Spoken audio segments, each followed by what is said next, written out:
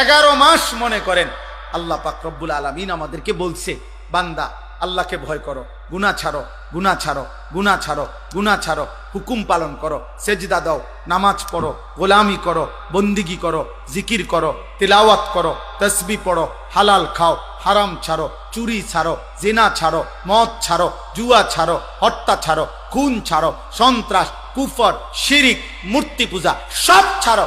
ছাড়ো বান্দা, ছাড়ো, ছাড়ো বান্দা, সব বাদ দিয়া আল্লাহ তাআলা এইবার ইমানদার মুসলমান পরিচয়ধারীদেরকে সর্বশেষ আল্লাহ বলছে, বান্দা এবার ঠিক আছে, 11 মাস তুমি কোনো গুরুত্ব দিলা না, বেশি ভুল করে ফেলছো, অনিয়ম হইছে, আচ্ছা যাও বান্দা, আমি আল্লাহ, তুমি মুমিন, তোমারে বলছি সব বাদ দিলাম, 11 মাস সব বাদ, এবার শুধু নতুন করে আমি একটা মাস দিতে চাই, মাহে রমজান। এই একটি মাসে আইয়ামাম মাদুদাত, গুনা গুনা 30 দিন অথবা 29 দিন, 31 দিন হবে না বললাম, সাফ কথা, যা কথা তাই কথা, 30 বা 29, এই 29 বা 30 দিন আমি বান্দা তোমার জন্য দিলাম, রমজানের একটা চাঁদ উঠাবো, তুমি এই 30টা দিন গুনাহ ছেড়ে দিবা, আমার হুকুম পালন করবা। আমি আল্লাহ 11 মাসে যেই নিয়ামত দিতাম, 1 মাসেই সে তাকওয়া তোমারে দিয়ে দেব, 1 মাসেই জান্নাতি বানায় দেব। যাও বাবা, একটা কথা মনে রাখবেন, এই শেষ কথাটার ক্ষেত্রে এই কথাটা মনে রাখতে হবে, মহান আল্লাহ পাক মূলত বান্দার ব্যাপারে আল্লাহর ফয়সালাটা কি? আল্লাহর ফয়সালা মূলত আল্লাহ বান্দাকে মাফ করতে চায় বেশি, জান্নাত দিতে চায় বেশি। আমি এটা একটা উদাহরণ দেই আর কি বুঝার জন্য। আমার একজন খুব ঘনিষ্ঠ লোক, পরিচিত আর অনেকবার আমার কাছে কিছুদিন আগে আর কি গেছে, একটা মাহফিলের লেগে মনে 5-7 বার 10 বার গেছে। তা আমি এইটা কই ওইটা কই, এমনি হেমনে ঘুরে গেড়াই, আচ্ছা আইয়ে নারী যাইয়ে নারী, আচ্ছা জান না, এমনি। একদিন উনি খুব আবেগে মহব্বত করে আমার একটা কথা কইছে, হুজুর আপনি আমারে আগে কথাটা পরিষ্কার করেন, আসলে আপনি আমারে মাহফিল দিবেন, বুঝছেন না কথাটা, এইটা আগে ক্লিয়ার করেন। হুদা আমি বুঝছি, আপনি আমার এই গুরানি গারানি বাদ দিয়ে যদি বলেন দিতেন না, শুধু এই কষ্ট দিয়েন না, সাফ কথাটা বলেন, আসলে কথাটা কি। তাই আমি এই কথাটা শুই না, আমার আর দিলটা নরম হয়ে গেছে, খাইছে রে বেড়ায় তাক্কারে জাগা তার দিছে। আমি বলছি না না ভাই, আল্লাহ দোহাই দিমু, আমরা জান আজ গিয়ে দিব মাফ, এখন দিব তো দিছি মাফ। তো অর্থ হইলে এই কথাটা বোঝানোর উদ্দেশ্য, আল্লাহ তাআলা যেন বান্দাকে বলে, বান্দা বিশ্বাস করো, আমি তোমাকে জান্নাত দিতে চাই, আমি তোমারে মাফ করতে চাই। বান্দা তুমি বান্দা, তুমি আমার দিকে তুমি একটু দেখো বান্দা, যে আমি তোমারে মাফ করার জন্য কত আয়োজন করছি। তোমারে মাফ করার জন্য আমি শবে বরাত 1 রাত সাজাইছি, 1 রাতে কোটি কোটি মাফ করি। তোমারে মাফ করার জন্য আমি শবে কদর 1 রাতে আমি আল্লাহ তাআলা 1000 মাসের রাত্রির চাইতে বেশি মাফ করে থাকি। তোমারে আমি আল্লাহ মাফ করার জন্য এত বড় শ্রেষ্ঠতম রমজান মাস দিয়েছি, যার মিনিট মিনিট, সেকেন্ড সেকেন্ড হীরা মণি মুক্তা মানিকের মতো আমি আল্লাহ সেজদা দিবা একটা, আমার ফেরেশতা লিখবে 70টা। আমি আল্লাহ রহমত দিয়া সাজাইছি, মাগফিরাত দিয়া সাজাইছি, জাহান্নাম থেকে নাজাত দিয়া সাজাইছি। আমি আল্লাহ বৃহস্পতিবার দিবাগত রাতে গুনাহ মাফ করে থাকি। প্রত্যেক দিন তাহাজ্জুদ নামাজের ওয়াক্তে গভীর রাতে কোটি কোটি বান্দা আমি মাফ করি। তাহলে মাফ করার জন্য প্রতিদিন রাত্রে ঠিক করছি, বৃহস্পতিবার রাত্রে ঠিক করছি, শবে বরাত ঠিক করছি, শবে কদর ঠিক করছি, পুরাটা রমজান ঠিক করছি। এছাড়াও বান্দা 90 বছরের গুনাহ নিয়েও যদি কেউ আসে, আমি আমার বন্ধুকে বলছি, বন্ধু যদি সে সত্যিকার তওবা করে, আমি একসাথে মাফ করে দেব। আসমান পরিমাণ গুনাহ নিয়ে আসলে মাফ করে দেব, পাহাড় পরিমাণ গুনাহ নিয়ে আসলে মাফ করে দেব, জমিনের বালুকণা পরিমাণ গুনাহ নিয়ে আসলে আমি মাফ করে দেব। তুমি এরপরে বলো, বান্দা আমি যদি তোমাকে জান্নাত দিতে চাইছি বলে কতভাবে আয়োজন করলাম, আমি আর কি বললে, আর কত সুযোগ দিলে তুমি জাহান্নাম থেকে মুক্তি পাইবা বল। আমি যদি বলি যে তাকে ভাই তোকে আমি আর কতবার বললে তুমি আমার কথাটা শুনবা। কোরআন শরীফে একটা আয়াত আছে, সাংঘাতিক কলিজা ছেঁড়া আয়াত, আমার এটা বেশি মনে হয়, আমি অনেকবার বলছি। কোরআনুল কারীমের একটা আয়াত আছে সূরা মুরসালাতের মধ্যে, আল্লাহ তাআলা 10 বার, এক সূরার মধ্যে 10 বার আল্লাহ একটা কথা বলছে, ইয়াউমাইদিল লিল মুকাদ্দিবিন, আল্লাহ বলে মিথ্যাবাদী নাফরমানদের জন্য সেদিন জাহান্নাম, জাহান্নাম, জাহান্নাম, জাহান্নাম, জাহান্নাম, জাহান্নাম, জাহান্নাম, এভাবে 10 বার এক সূরার মধ্যে আল্লাহ বলছে। বলার পর শেষ, এই সূরার শেষ আয়াতটা আল্লাহ তাআলা একটা কথা বলছে, বান্দা ফাবিআইয়ি হাদিসিন বা'দাহু ইউমিনুন, আমার বান্দা আমি আর কতবার বললে তুমি বিশ্বাস করবে? বুঝেননি? আমি আর কতবার বললে তুমি মানবা? আমার কথা আমি আর কতবার বলতাম? আমি আর কতবার বলতাম বলে? এই জন্য ভাইয়া ভেবে দেখেন, ইনসাফ করে দেখেন। তাইলে বললাম এই জন্য এ কথার মূলনীতি কি? তাইলে মূলনীতি হলো আল্লাহ মাফ করতে চায়। আল্লাহ কি করতে চায়? আল্লাহ ক্ষমা করতে চায়, আল্লাহ জান্নাত দিতে চায়, মাফ করতে চায় মূলত। এই জন্য ইনশাআল্লাহ এই রমজানকে সামনে রেখে নিজেদের পেছনের জিন্দিগি ঝেড়ে মুছে আল্লাহ তাআলার এই সুযোগকে সামনে রেখে চলেন।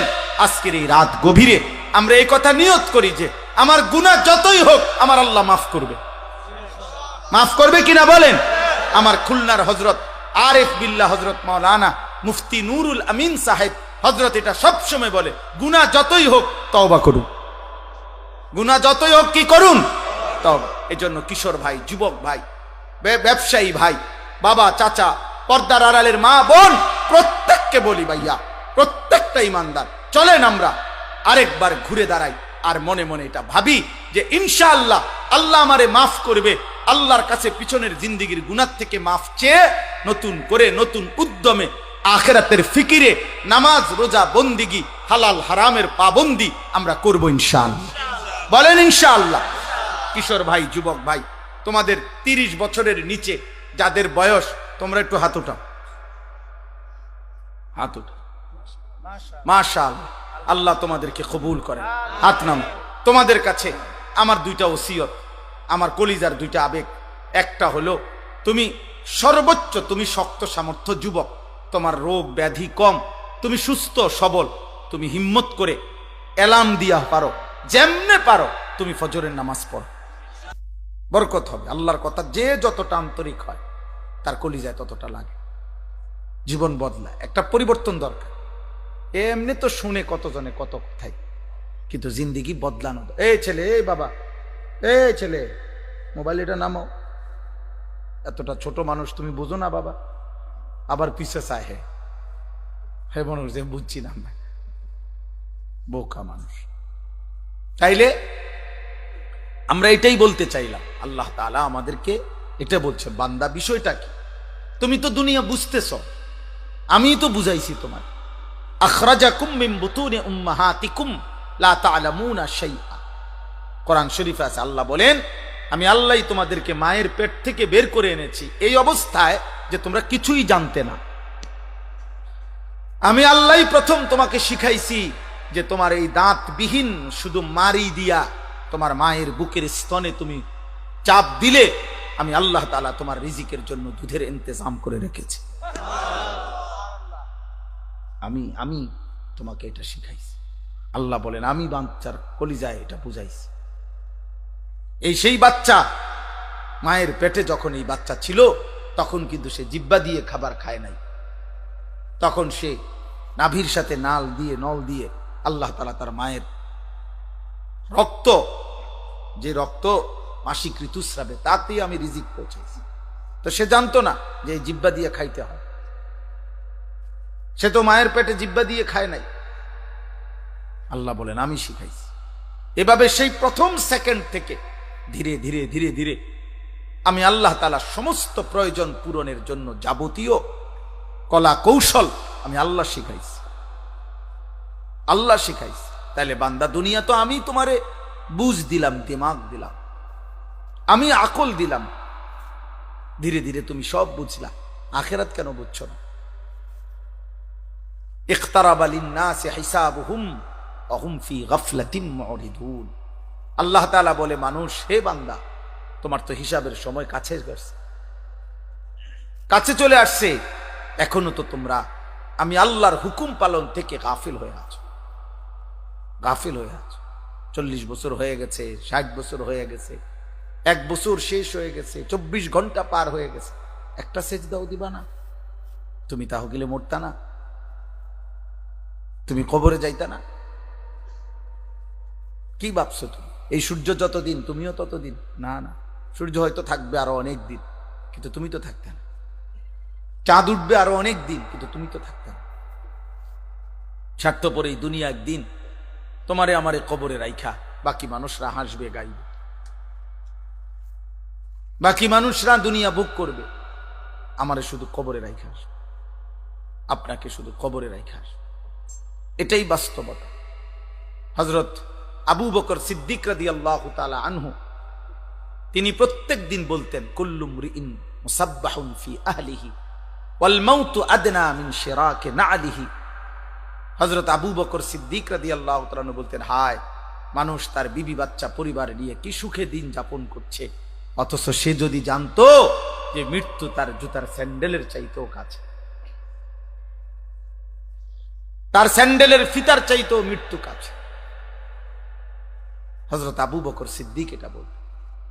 হযরতে ওমর ফারুক রাদিয়াল্লাহু তাআলা আনহু 10.5 বছর মুসলমানদের খলিফা ছিলেন, অর্ধ পৃথিবীর বাদশা ছিলেন, কিন্তু কিতাবে আছে এই 10.5 বছর উনি একজন আলাদা কর্মচারী, গোলাম, আলাদা একজন লোক নির্ধারণ রেখেছিলেন যে ওমরের সাথে থাকতো সারাক্ষণ। আর থাইকা তার চাকরি, তার ডিউটি, একটা কাজ শুধু ছিল তার। কিতাবে আছে ওই লোকটা কিছুক্ষণ পর পর তার শুধু ডিউটি ছিল, সে শুধু মনে করায় দিত যে ওমর, দুনিয়ার মধ্যে দিল লাগাইও না, কবর তোমার নিয়ে যাবে, মৃত্যু তোমার হয়েই যাবে। এই ওনার চাকরি ছিল এটা, যে আখিরাতের কথা মনে করাইত। হযরত ওমর রাদিয়াল্লাহু তাআলা আনহুকে মৃত্যুর কথা স্মরণ করায় দিত, এজন্য তিনি একজন আলাদা লোক রাখছেন। হযরত ওমর রাদিয়াল্লাহু তাআলা আনহু, আমার কাছে আরবি কিতাব আছে রিসালাতুল মুস্তারশিদিন, ওই কিতাবের শুরুতে একটা মোটা আরবি কিতাব, কিতাবের প্রথম একেবারে সর্বপ্রথম পৃষ্ঠা, খালি পৃষ্ঠার মধ্যে শুধু একটা বাণী লেখা, একটা কথাই শুধু লেখা আছে। সেই কথাটা হলো ওমর রাদিয়াল্লাহু তাআলা আনহুর একটা বাণী। বাণীটা কি? ওমর রাদিয়াল্লাহু তাআলা আনহু বলতেন, কুল্লা ইয়াউমিন ইউকালু মাতা ফুলান মাতা ফুলান ওয়ালা বুদ্দা মিন ইয়াউমিন ইউকালু মাতা উমর। দুনিয়াবাসী প্রতিদিন ঘোষণা হয়, আজ অমুকের মৃত্যু হলো, আজ অমুকের মৃত্যু হলো। শুনে নাও দুনিয়াবাসী, নিশ্চিত একদিন ঘোষণা হবে আজ ওমরের মৃত্যু, আজ ওমরের মৃত্যু হইল। এই চিরন্তন বাস্তবতা। আল্লাহ তাআলা বলছে, বান্দা তো তুমি অনিবার্য সত্য, চিরন্তন সত্য, 1000 বার চোখে দেখছো তুমি, শত শত মানুষের মৃত্যু তুমি দেখছো, কত জানাজা পড়লা, কত লাশ দাফন করলা, কত মায়ের, কত বাবার, কত ভাইয়ের, কত বোনের আহাজারি তুমি দেখলা লাশের সামনে, কিন্তু কোনো কান্না, কোনো আহাজারি মাটিতে থাকতে দেয় নাই, দুনিয়াতে থাকতে দেয় নাই কাউকে, না ইমানদার কেউ না, নাফরমান কেউ না, আব্দুল কাদের জিলানি কেউ না, ফেরাউন নমরুদ কেউ না, তো তুমি থাকবা কেন? এই ছোট্ট সত্য কথাটা কেমনে ভুলে যায় মানুষ? এত মিথ্যা, এত চুরি, এত ডাকাতি, এত জিনা, এত ব্যভিচার, এত মদ, এত জুয়া, এত নারী, এত অশ্লীলতা, এত গালি, এত হারাম, এত অবৈধ উপার্জন কেমনে করে মানুষ? তার উপরে আবার মুসলমান, সে কিভাবে করে? বুঝাই গেল মূল কারণ একটাই, ওর আখিরাত মনে নাই, ওর সব মনে আছে দুনিয়া, ও দুনিয়া সবই বোঝে। একেবারে বুড়া 90 বছরের অসল মানুষ এখনো আপনার চা দোকানে বসে রঙিন টেলিভিশনে নর্তকী দেখে, উনি বুঝে এটার মধ্যে মজা আছে। হ্যাঁ, ওনার জীবন অসল, শরীরের মধ্যে কোনো আড্ডি গুড্ডি নাই, কিন্তু ওই যে পুরান বদভ্যাস আজও গেছে না, নাফরমানি আর ছুটলো না। হ্যাঁ, এই জন্য মনে রাখবেন, যার গুনাহ চলমান তার বয়স যেমন বাড়ে, গুনাহ তত মজবুত হয়, গুনাহ তত মজবুত। বুঝেন নাই কথাটা? গুনাহও তত ভারী হয়, পোক্ত হয়। এই জন্য ভাই আমার প্রথম কথা এটা, আপনারা অনেক কষ্ট করে শ্রমজীবী মানুষ মাহফিলের ইন্তজাম করেছেন, আপনাদের এই ভালোবাসা, আপনাদের এই ফিকির, আপনাদের এই মেহনত, আপনাদের এই ছোট্ট ছোট্ট সামান্য একটু একটু নিশ্চয়ই দান করছে। আপনারা কেউ লাখ টাকা দেন নাই, আপনারা অল্প অল্প দিছেন। তো সেই অল্প অল্প জমানো টাকায়, ভালোবাসায় আপনাদের এই মাহফিল। অতএব এখানে যেন মূল ফিকির হয়, শুধু লোক জমানো এটা মাকসাদ না, বরং আমার আপনার প্রত্যেকের কলিজায় যেন আখিরাতের ফিকির আসে। কিসের ফিকির বলেন? আখিরাতের ফিকির। ইন্নাল্লাযীনা লা ইয়ারজুনা লিকাআনা ওয়ারাদু বিল হায়াতিদ দুনিয়া ওয়াতমাআন্নু বিহা ওয়াল্লাযীনা হুম আন আয়াতিনা গাফিলুন। আল্লাহ বলে, চারটি কাজ করতে করতে যার জীবনটা শেষ হইছে। এক, যার জীবন এভাবে চলছে, চলা ফেরা, উঠা বসা, খাদ্য খাবার, আয় রোজগার, তার 24 ঘন্টার চলাফেরা দেখা দিয়ে বোঝা যায় সে মূলত জান্নাত চায় না। জান্নাত চাইলে সে নামাজ পড়তো, জান্নাত চাইলে সে হালাল হারামের পার্থক্য করত, জান্নাত না চাইলে সে জবানের হেফাজত করত, জান্নাত চাইলে সে চোখের হেফাজত করত, জান্নাত চাইলে সে হালাল উপার্জনের গুরুত্ব দিত। কিন্তু আল্লাহ বলেন, তার চলাফেরার দ্বারা বোঝা যায় আসলে সে জান্নাত চায় না।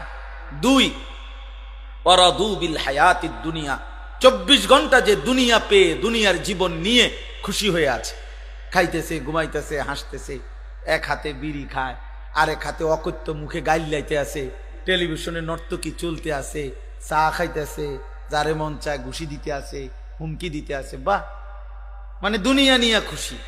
কোনটা যে এখানে মিথ্যা, কোনটা কোনটা হারাম, এখানে গুনাহ হচ্ছে কিনা, আরে বেটা গুনাহ কি তা আবার সওয়াব নে কি আবার।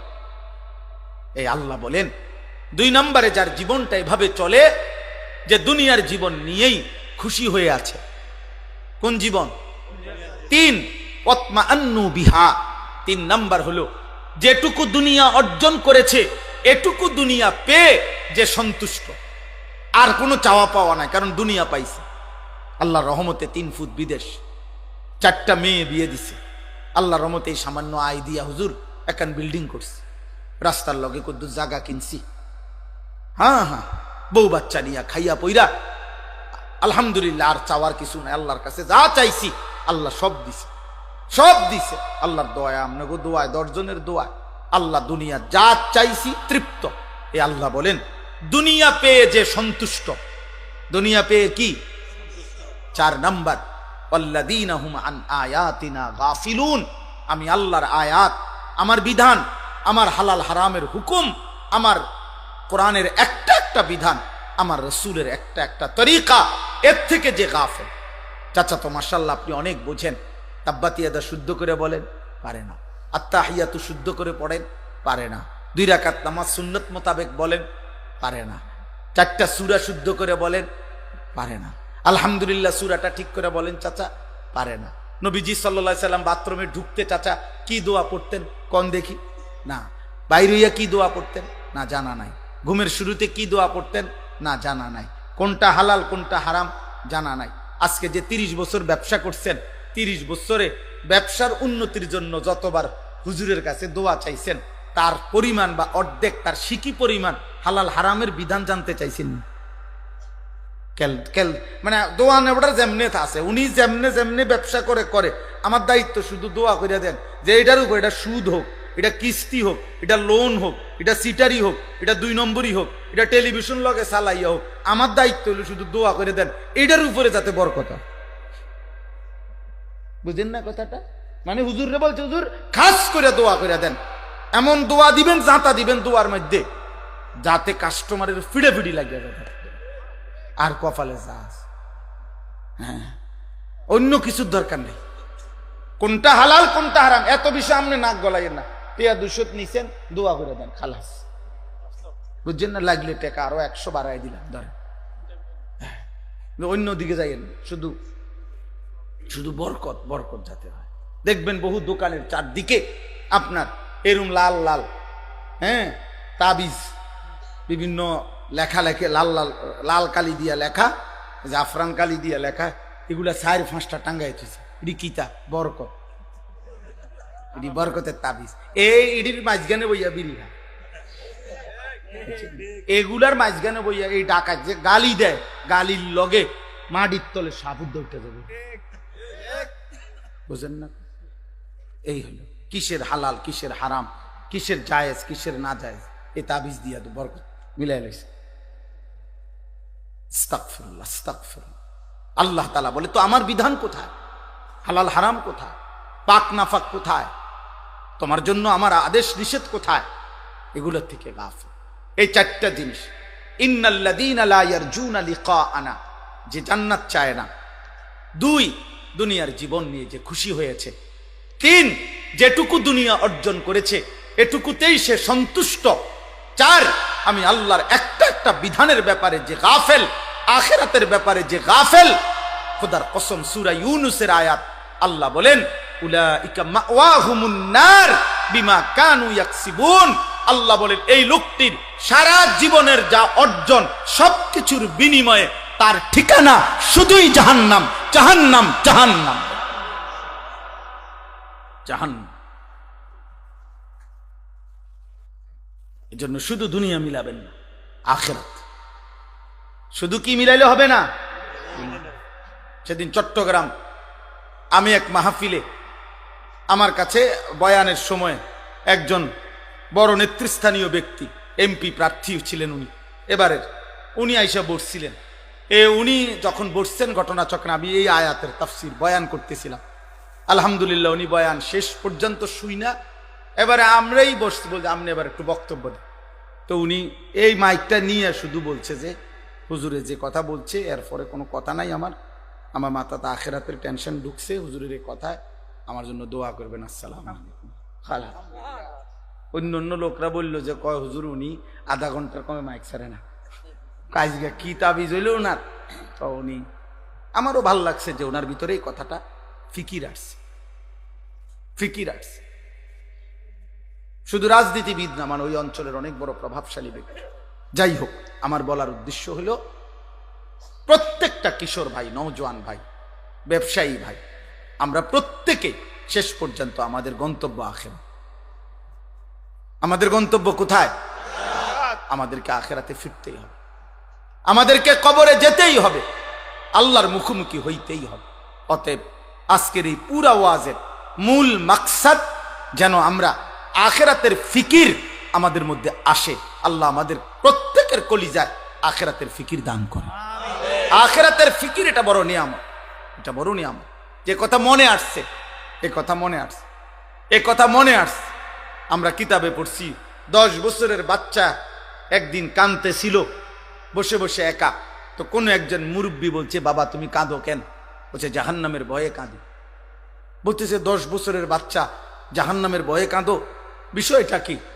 বিষয়টা তো আমারও ছিল না, কিন্তু আমার মায়ের একটা আচরণ দেখে আমার কাছে ভয় লাগতেছে। বলতেছে কি হইছে?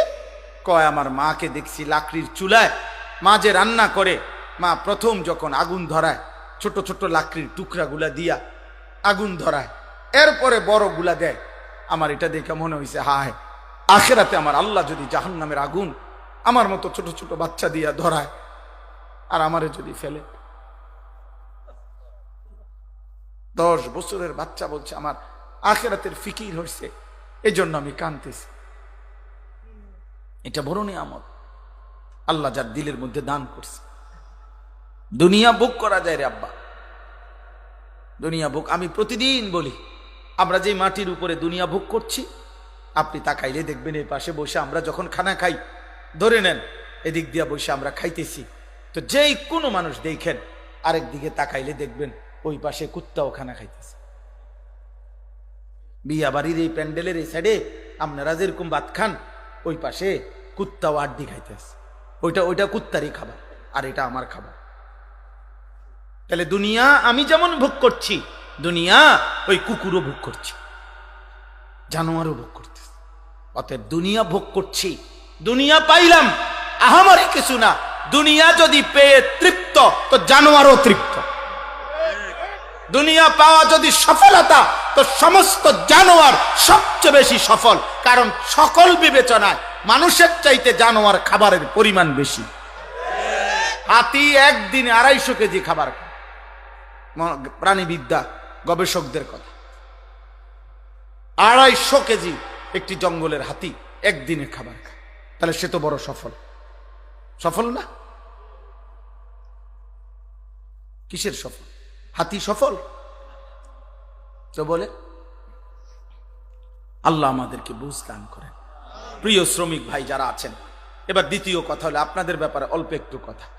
আপনাদের ব্যাপারে কথা হলো, কোরআনুল কারীমের মধ্যে সূরা নূর একটা সূরা আছে, 18 নম্বর পারা।